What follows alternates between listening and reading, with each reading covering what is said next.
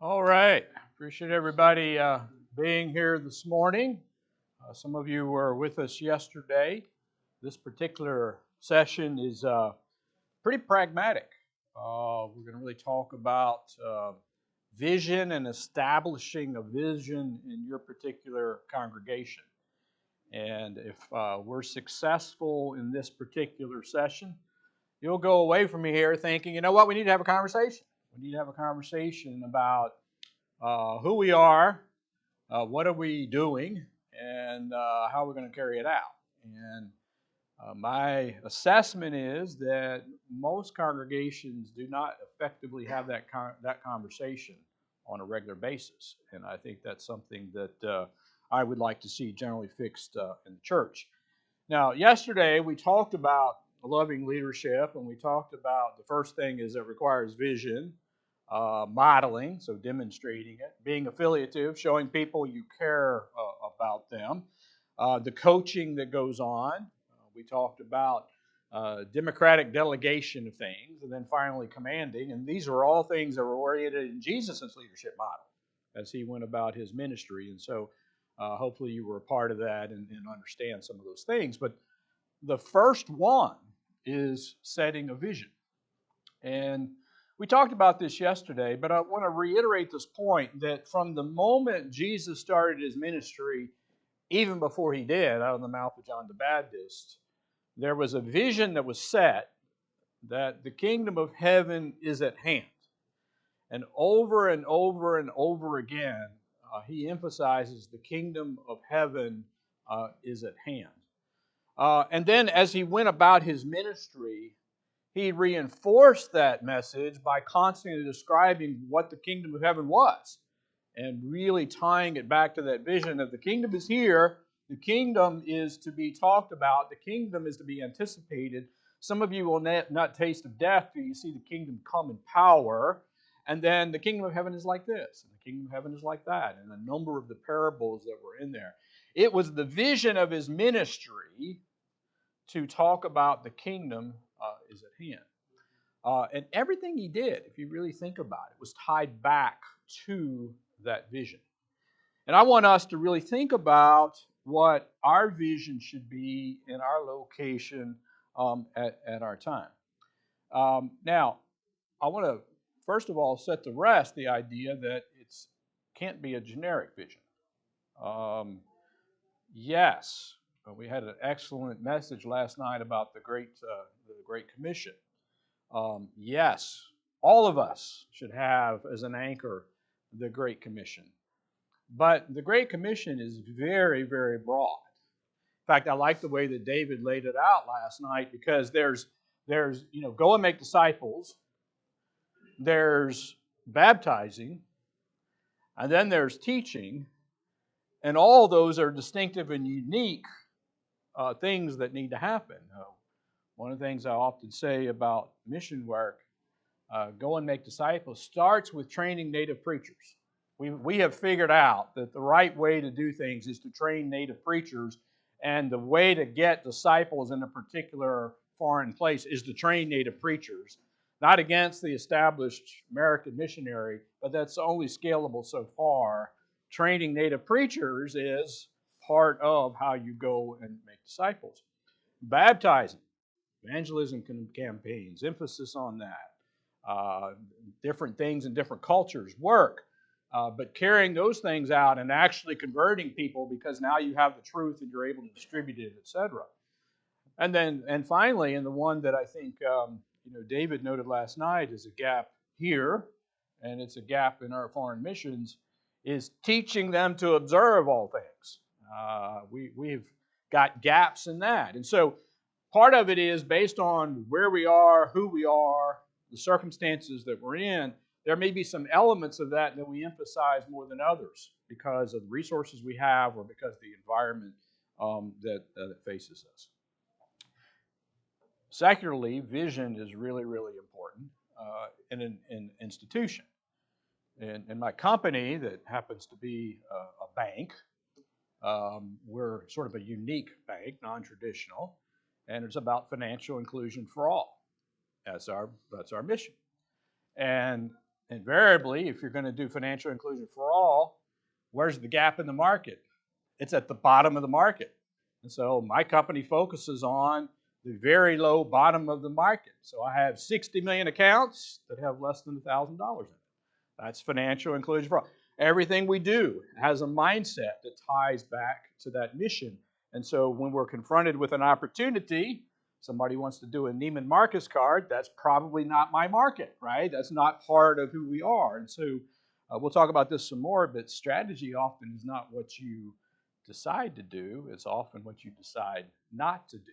And that's the way that you can be more effective in carrying things out.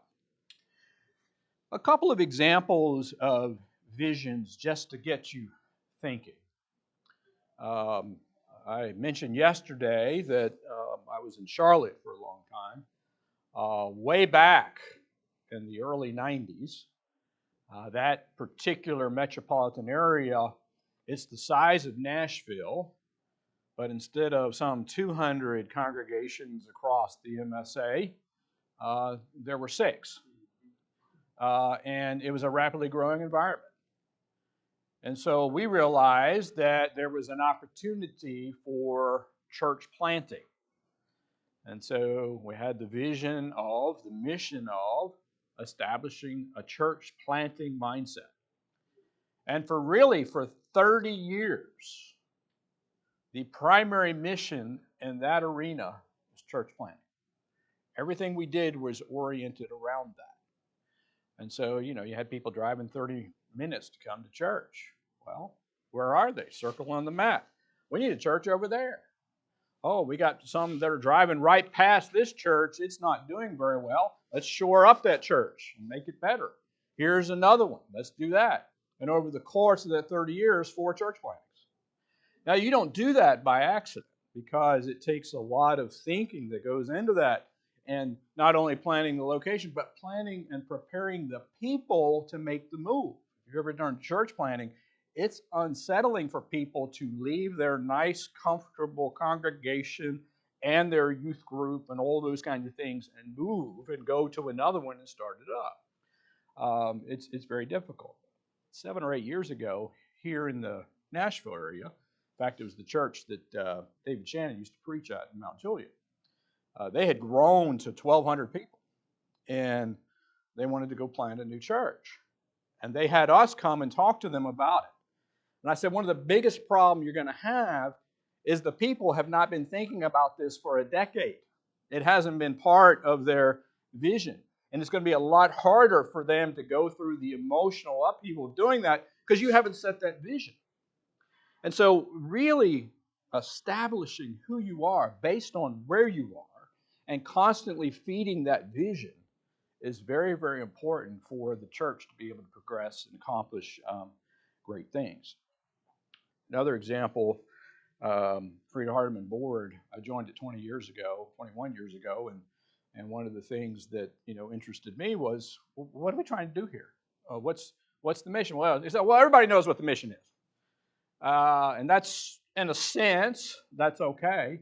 But some of the board members kind of got in a room and started talking about it, and I said, okay, let's just write it down. Let's write it down. You'd be surprised how much wordsmithing was going on. You'd be surprised how much discussion there was about all this. Now, in the end, it all makes sense. There's 3 basic things that we do there, right? We go in there, and that part of teaching them to observe all things, that's what we do spiritually at a basic level. Academically, you have to teach them secularly how to survive and do well in the world and be successful. And then third, you have to teach them how to service. And so there's a big aim around service. But until you get that written down and then start tying everything to it, you don't know what to measure. You don't know whether you're getting there. And this is true for individual congregations as well. Now, some people will say to me when I bring this up is, well, we're a well-rounded congregation. You know what a well-rounded sword is? It's dull, right? It's dull. And I don't care how big you are or how many resources you have, you need to concentrate those resources around some specific things. Doesn't mean you don't do a lot of other things, but some specific things so that you can execute on that. And it's going to be different for every congregation. Why? Because every congregation has a different set of circumstances, strengths, weaknesses, abilities, etc. The other thing is if you don't have a vision that people anchor to, you lose your purpose. There's a number of biblical examples of this. We talked a little bit about Matthew 16 yesterday, where Jesus, in his continuing development of the kingdom, began talking about the church. And you'll remember that passage that starts with him asking the disciples, who do men say that I am? They said, some John the Baptist, Elijah, Jeremiah, one of the prophets. Who do you say that I am? Peter makes the great confession.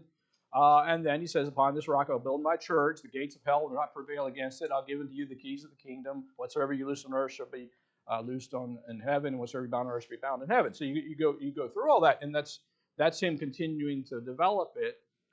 Peter got off message just after that, right? Because part of that kingdom was going to be the story of Christ being sacrificed, and it ultimately results in Jesus turning right back around to Peter and saying, "Get behind me, Satan." He was getting off mission. He had a particular mind of what was going on. So people can get off mission, particularly if you're not constantly going through and communicating. Other cases where people got off mission. Simon the sorcerer, he got off mission. He did believe. He was baptized, but he still had some, and he got off mission. You got to get him back on mission, and I think that's what Peter was doing when he challenged them in that. The Galatians got off mission because of the Judaizing teacher. The Corinthians got off mission because of the influence of Greek philosophy, and you can go on and on where people have gotten off mission, and so you've got to get that vision out there and then constantly reinforce it. The other thing I would say to you that are elders in the room, the sheep can be noisy. They have a lot of complaints about things, right? Everything from the building to this program versus that program versus their view of this, and all these kinds of things. And a good vision won't stop that, but it will redirect it. Because you can redirect it back to, now we've been talking constantly about this. Being able to think about that and reorient people to it. Sometimes they'll figure it out on their own. It's not about them. It's not about what they want to focus on. Or it gives you the opportunity to have a loving redirection conversation. Yesterday we called that coaching. That gets them back to, okay, so tell me how this fits into what we're really after as a congregation. If you've not been talking about it, that's a tough conversation. If you're always talking about it and reorienting people, it's a lot helpful. So, attributes of a good vision. Again, not generic or too broad. It talks as much about what we're not focused on as to what we are focused on. It has to be unique to your circumstances. In every congregation, there's large churches, there's small churches, there are rural churches, there's churches that are in growing markets. There's abilities you have, the abilities you don't have. There's the history. There's heritage of families within congregations. There's age of the congregation. All these things come into play and have to be part of the conversation. But the mission, the vision, has to be compelling to the kingdom. And that's key. You've got to be able to reorient it to the kingdom. But what are you focused on that is particularly tied to the kingdom message? Now, I think some of this, the first thing you have to really do is to take stock. This starts with, who are we? Know yourself.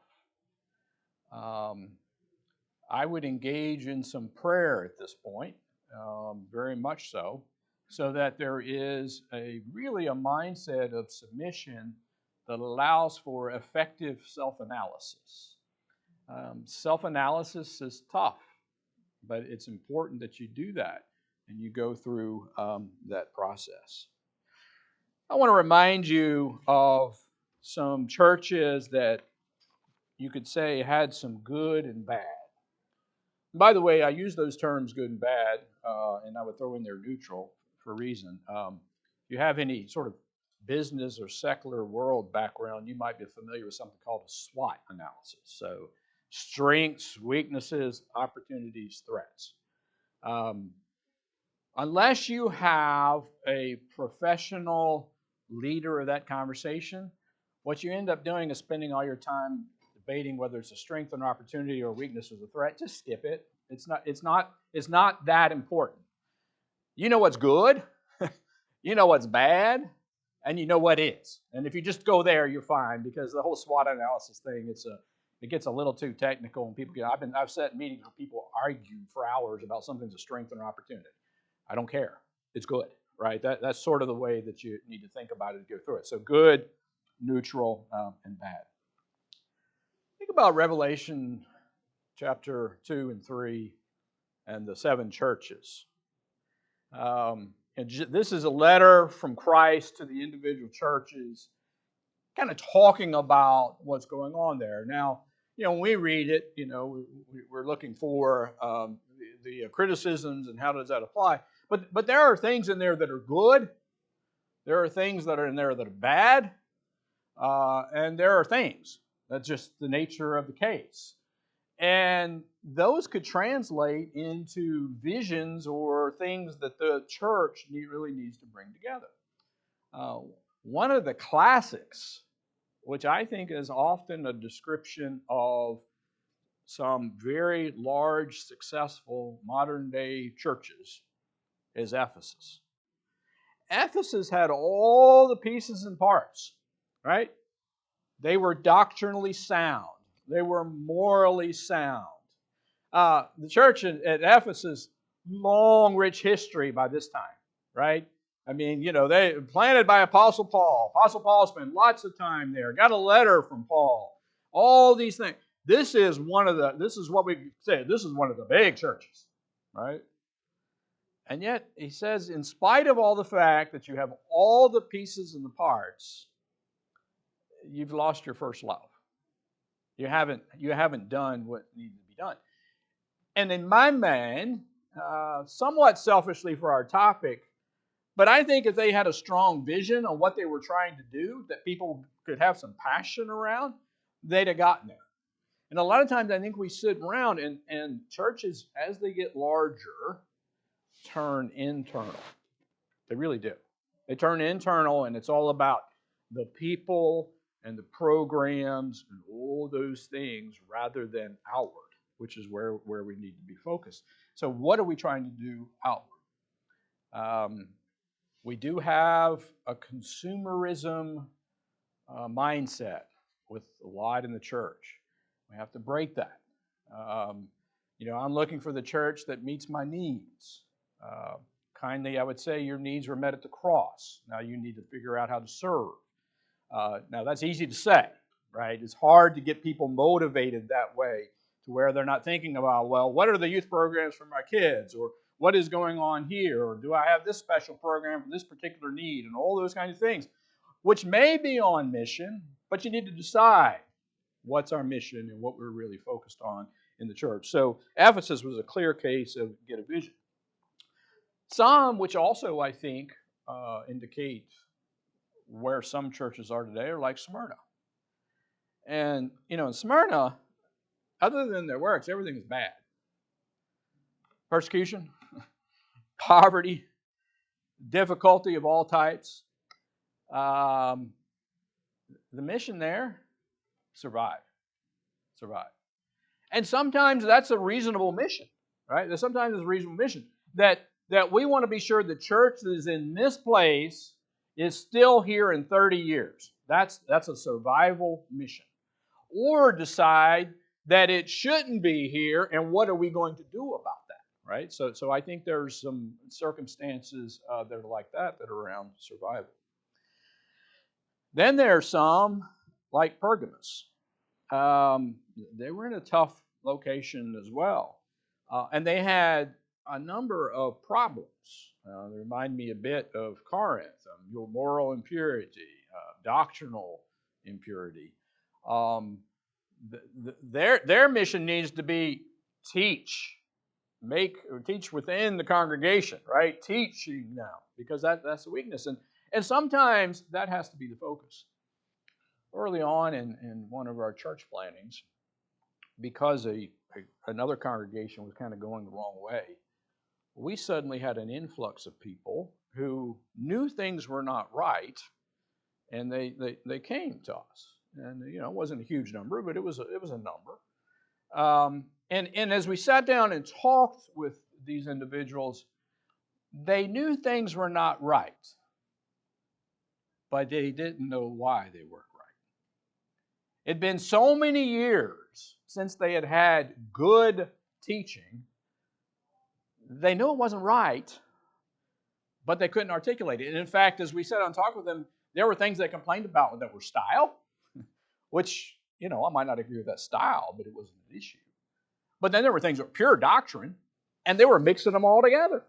They didn't know anything. So we had to spend a period of time just reteaching the basics about things. And so sometimes you find yourself in a circumstance where you have to do those kind of things and think through that. And I think Pergamos is an example of that. Thyatira, I know your works, I know your love, I know your service. I know the fact that Jezebel is there. And why are you letting this happen? And so there has to be a holding fast in this particular congregation against what could be a difficult environment, but also against this impurity that's happening. And so it seemed to be a minority, but there's an impurity that's going on there. And so maybe the vision is, how do we hold fast and draw line on some of these things? And so that can be it. Sardis, they're not working. They need to watch out. They need to get to work. And so how do we drive? Again, it's a little bit like Ephesus. How do we drive that? Philadelphia, of course, we always know as we all want to know, what's the open door? There's an open door that I sure would like to know what that was, right? But that's part of this process as you look at your vision and assess who you are. What's your open door? Where's the opportunity for you to go through and to do something unique and different because of your circumstances? They had the good works. They were doctrinally sound. There were some issues of persecution, but it was really, they got an opportunity. Let's jump in. Let's figure out what that is. And then Laodicea. This is the rich church that's lukewarm. They got a lot of resources, but they're not lukewarm. And again, I think here's a case where they need to have a vision, and I bet that vision needs to have the mindset of sacrifice, because they were really, really comfortable. And that's why Jesus said you're lukewarm. So, and you could read those and you could come up with some of your own, but I think that's, some of the exercise that we have to go through. So, think about some things in your particular circumstance. Is it a growing area demographically? Or is it not? Now, that's a thing, but you ought to understand that. I'll tell you, the Charlotte growth story that we have in church planning, I'd love to tell you it's because we're baptizing people right and left. Nope. They were moving in from all over the country. Now, one piece of good news is they were moving in from all over the country, and a lot of them had left the church before they got there, and we brought some people back, which that was a great story, right? But for the most part, we were taking advantage of the transitory environment that we were in, and that's why the church was growing so fast in that particular market. But you might be in a rural area or a declining area. That is a data point that you should know, and there are some implications for that. You could be, and this is not neither good nor bad, even though some people will say it is, you might be an older congregation, or you might be a younger congregation. Now, both of those things have pluses and minuses. Everybody, well, we need to have all the young people come here because we're an aging congregation. Maybe, but there are things an older congregation can do that a bunch of younger folks can't do, and understanding that, and we'll talk about some examples of that a little bit later. What about a special location? There are churches that are in special locations. What do I mean by special location? When I was in high school, my father preached in Charlottesville, Virginia. I could walk 4 blocks to the University of Virginia. Guess what our vision was based on? That location. We had a heavy, heavy college ministry. Um, some of you that are kind of old remember Crossroads. That came into that thing, but we worked through it. But generally, that was really good, and today still is the key component of that work. It's just a special situation. You are right next to a university. That has to have something to do with your mission, right? And think through that. Vacation spots. Whether you're thinking about Hilton Head or whether you're thinking about the Smoky Mountain congregation, there's a uniqueness there that you need to think about, and that needs to be part of your mission. You realize that people may come from other parts of the country that are not getting doctrinally sound teaching. You got one shot to do something that Sunday morning, right? There's a shot there to plant a seed. That could be part of your mission as you think about that. Those congregations, by the way, may need to be rethinking their vision a little bit as we get into a lot more of the people watching remotely their home congregations. So there's some things that are going on there. You have to think about that. So there are congregations that have special circumstances, and that needs to be a piece of what they're doing. What about strong doctrine versus weak doctrine? And I want to be clear about this. I've moved to Middle Tennessee in the last 4 years. It's not an indictment, but it's a sort of an observation. People in Middle T know it's right. They don't know why it's right. And that is an issue. That is an issue. Because that'll get you for a while, but eventually that goes away. And so you've got to make sure, because when you're in an environment where nobody else is a member of the church, you're spending all your time figuring out why things are right. And oh, by the way, when you're in an environment where people don't have other alternatives of which church to go to, you're going to get a very wide doctrinal flavor even in the congregation. You've got to know why you teach the things that you teach. Here, it's if I don't like what you say, I'll just go down the street. Right? It's pretty easy, and you can do that in other markets.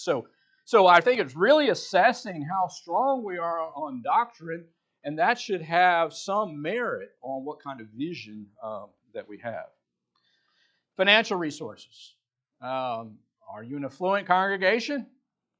Are you a relatively poor congregation? That should have an impact. A more affluent congregation has tons of opportunities to engage in various kinds of missions. High talent versus low talent. Now, you can define that a lot of different ways. When we did church plantings, we really had to look at the talent that we had and the talent we had upcoming. Because if you rip out 3 of the song leaders, 2 of the elders, and some of the Bible class teachers, who's going to fill in the gap behind, right? So you have to think about that. But in other kinds of circumstances, you got to think about your talent, and not only what you have, but what you're growing and meeting your mission. Are there unique abilities? I particularly know a congregation in North Carolina that's got an awful lot of medical people in it. Guess what they do? Go on a lot of medical missions and show the face of Jesus that way. It's great. You look around what you got, use it. That's an example. And they talk about that all the time. We are medical-based, compassionate, caring for people locally, and then when we go overseas, that's the kind of skill set that you look at. Do you have elders, or are you in the dreaded business meeting category? Those kinds of things are impact some things that you might do as a congregation. Also, are you in a diverse market? That's a big opportunity that you can have if you're in a diverse market, and your congregation will embrace diversity. One of the things I'm very proud about is the congregation that I came from in Charlotte is it's probably a third what we would call non-Caucasian, and even including the eldership. So I mean, these are the kinds of things that give you some opportunity to do that. And there may be Hispanic works or other related works that are language specific because of where you are. And so these are things. So hopefully I've at least got you thinking about things to consider. Just getting in the room and putting these on a board and discussing them as a leadership is a very useful and helpful exercise. Now, after you take stock what are some things that could show up as your vision? I've mentioned a few, as we've gone along. Um, you could be a person that really is focused on serving a college that's nearby, and so absolutely, and then you anchor everything around that, and you orient the congregation around that. I mentioned the example of medical missions. Um, there are also adjacent missions. So what do I mean by that? Well, we have a congregation that's good, solid, it's doctrinally sound. We have some financial resources. But there are congregations around us that are struggling. What can we do to help them? Now, that's not a church planning. It could end up being one, but that's not a church planning. That's a support for a sister congregation in helping them. And there are markets where that is a really, really important thing to do because there are some opportunities there. So here you've got this strength, and then out here is these country churches or small whatever. You help them do door knocking. Perhaps you fill in and help them with various kinds of things. And Jason Mission is a good thing. It helps, and it helps carry on the congregation and give them something to focus on. Talking about missions in general, there are domestic missions, there are foreign missions, congregations that are doctrinally sound already, that have good financial resources. They can be involved in that.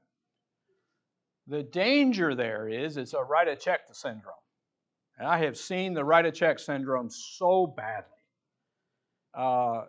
You don't get to outsource the passion of individuals. And frankly, as I look around, I am so thankful for the contributions that people give. They often are giving from their abundance. I'm not sure it's even sacrificial. It hasn't cost them that much. And then they don't lift a finger. So we have to make sure that when we're involved in domestic missions and in foreign missions, that people are personally and intentionally involved. Now, that doesn't mean necessarily they get on an airplane, but they're involved in different ways. My wife travels to Haiti and does some benevolence work, a big thing, and part of that is collecting used clothing and then shipping it over there. There are a set of ladies who will never travel outside the country, and probably I would not recommend that they go to Haiti, right? That regularly work with her to help package. They're part of the missions, but they're not just writing a check, right? They're getting their hands involved. And so I think figuring out that if you're involved in missions, tell me your budget. That's great. I'm impressed with that number. And there are congregations around here that have really big numbers, and it's very impressive. What I want to know is how many man hours are involved by your members in that work. And if we don't have that, we really don't have anything that people have passion behind and they're engaged in. So I think most people know this, but if you're doing missions domestic and overseas, you better have boots on the ground on a regular basis or you have no idea what's going on. And that's really, really important. But if we're going to be a mission-driven congregation, and that's a wonderful, wonderful thing, then let's be sure our people's efforts and hands are involved in it so that they have some passion to go with it. How about a doctrinal haven?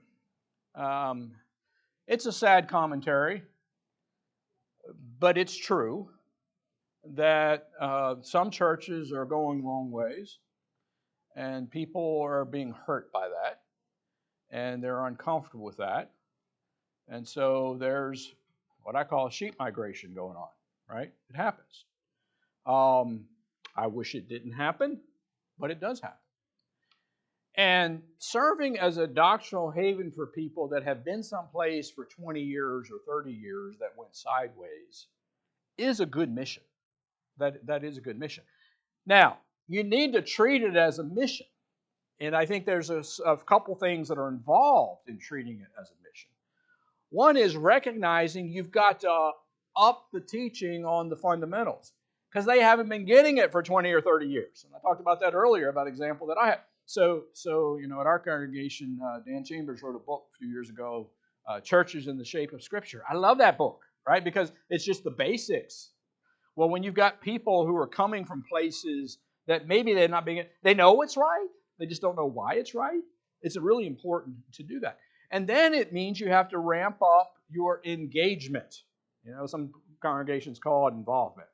I prefer the word engagement, because I don't want you just involved. I want you to a little passion behind it, right?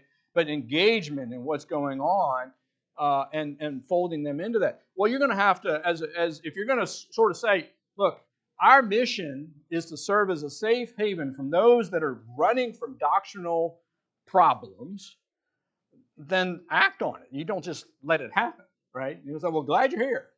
There's a mission to that has to be carried out.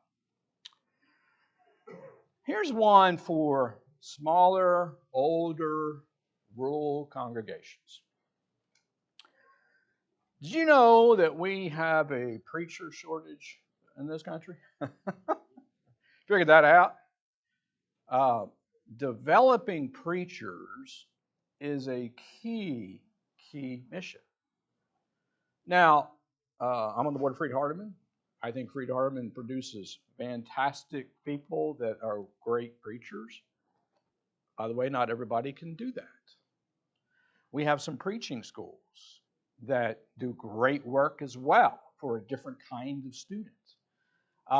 In those cases, they often need support in carrying that out. But here's the way a smaller congregation can have a vision or a mission around that. Nobody wants to hire the kid right out of college, right? Nobody wants that one.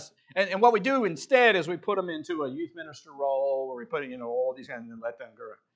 I tell you what, the way to develop your next great preachers is to let them go to a country church of 60, 80 people and be there with doctrinally sound, good people that introduce them to the career, right?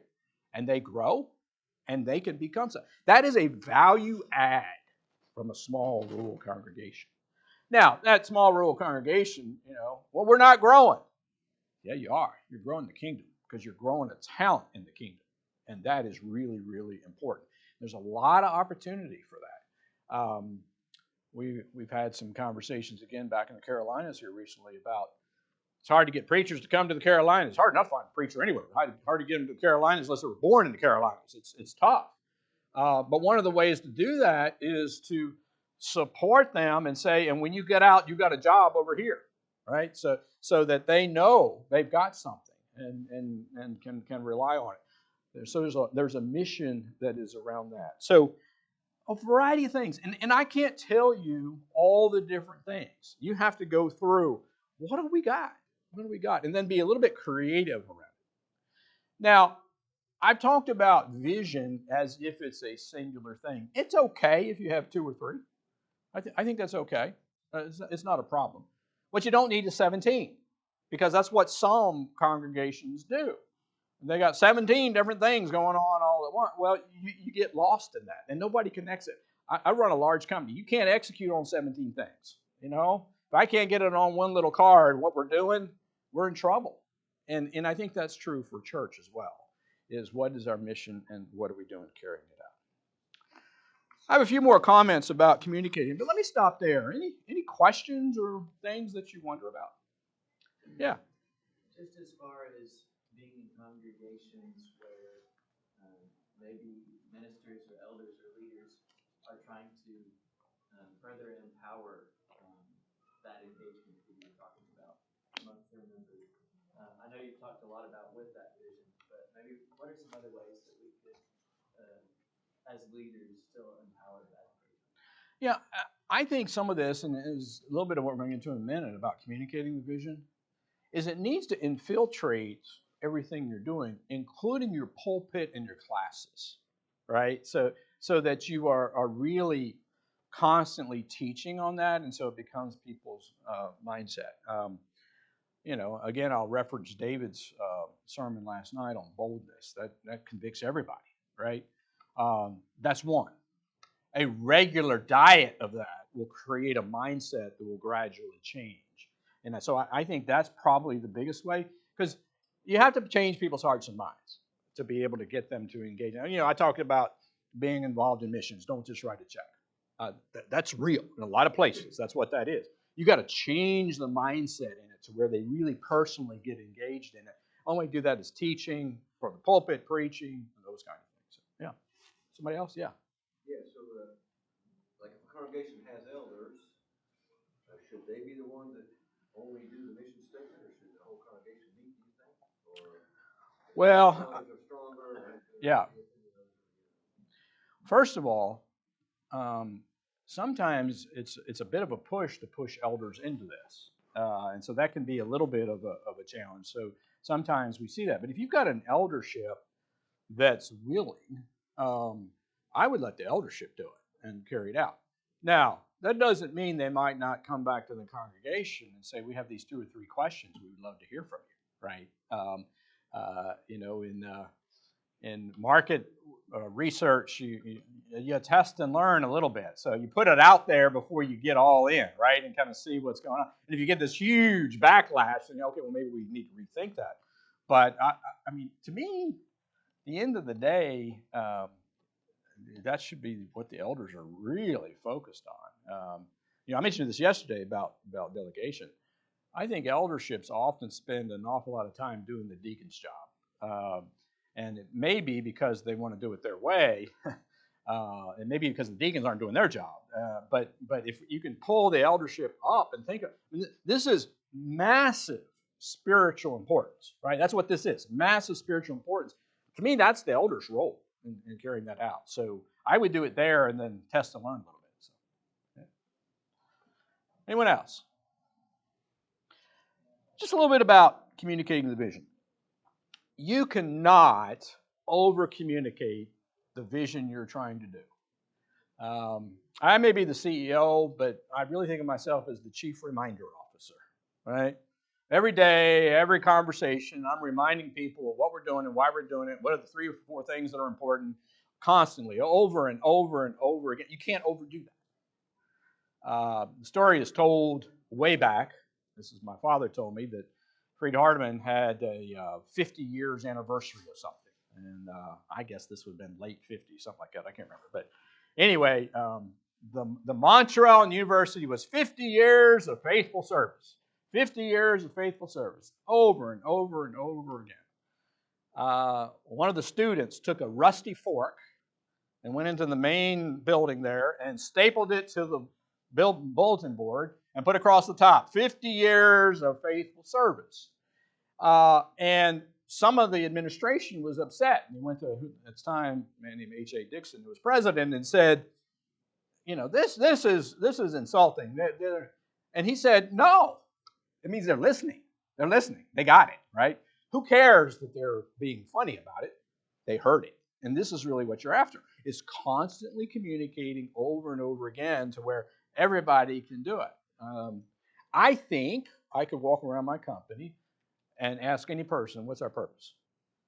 And I think they'd all say financial inclusion for all. I think they would do that.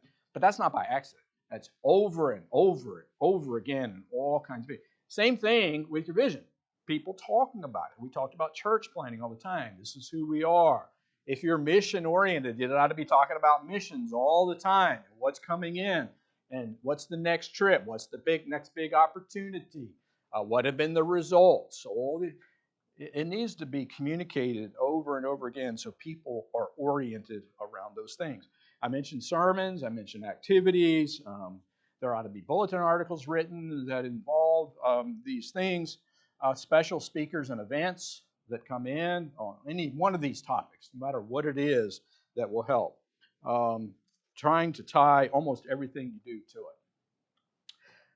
The last thing I would say is measuring. So how do you measure sort of success in your vision? Well, it depends on what you're trying to do, right? I'll go back to vision and not our budget, but volunteer hours involved. Trying to track that and understand that. Have we moved it? Do we have more people involved? Are they involved in more often? So you could look at that. If your goal is to develop preachers, all right, how many preachers are we supporting? How many times have they been here? How many of them now have jobs? These are long-term kind of measures, right? So this is the kind of thing you need to have, because if you don't measure it, you don't know whether it's successful. Last thing I would say is, do you ever change the vision? Sure. When circumstances change. When I was a child, a church was planted in the suburb of Baltimore, again, where my dad preached, and built the building. It was suburban, affluent, rapid growing. I went back for their 50-year homecoming. It was about the same size, highly ethnic, and blue collar. It shifted along the way. And that's what happens in big cities, right? That's the way those things work. Is it good? Yeah. Did they have a different mission? Sure they did. Should they have shifted their mission? Absolutely, right? Because circumstances can change. Sometimes where you're put or things that are done to you create it. We had another one in Charlotte that was a replanting, that was a country church, and then the city took it over, right? And all of a sudden you got this little country church with 60 people and $500,000 spec houses popping up all around it. Maybe you should change your vision a little bit on what's going on. And by the way, some of the things we discussed with them were very uncomfortable, because they just wanted to come to their little country. Oh, they weren't going to come to their little country church. So what do you do about that and go through it? So there can be changes. But it should take, a vision or mission should cause something that should last a very long time.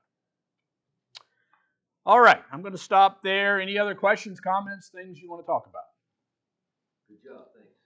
Well, thank you. I appreciate everybody listening, and hopefully this will help you.